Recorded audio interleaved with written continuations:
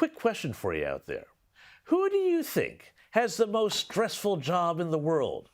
Maybe it's an air traffic controller trying to guide pilots in safety in a storm. Or maybe it's an emergency room physician trying to save lives after an accident. Or could it be that the most stressed people in the world are Joe Biden's handlers just before the president walks out on stage? Now, if you haven't heard, Joe Biden had a CNN town hall meeting the other day.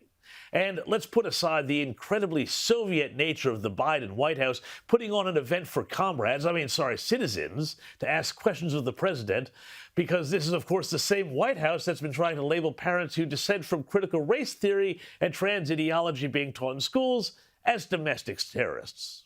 But anyway, let's go back to the town hall. And this, my friends, did not go well.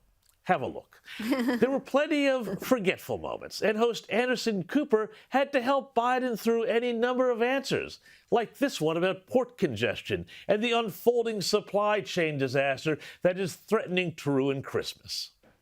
All products coming into the United States of America on the West Coast go through Los Angeles and what am I doing here? Is it Long Beach? Long Beach, thank you. And again, we've got to ask, what was he doing with his hands? That just in terms of inflation, because you had told us at a town hall, I think it was in July, that this was just near-term inflation. Maybe he read this 2013 study in which researchers found that clenching your fists could improve your memory. There were plenty of other Joe classics on display, too. For example, there was the weird, creepy, heavy-breathing whisper when he tried to claim that big corporations Don't pay a cent. don't pay a cent. Don't pay a cent in taxes. There were the rambling answers, such as this one about, and just see where he goes with this, about high petrol prices. So but I must tell you, I don't have a near-term answer. There's two things I could do. I could go in the petroleum reserve and take out and probably reduce the price of gas, maybe 18 cents or so a gallon.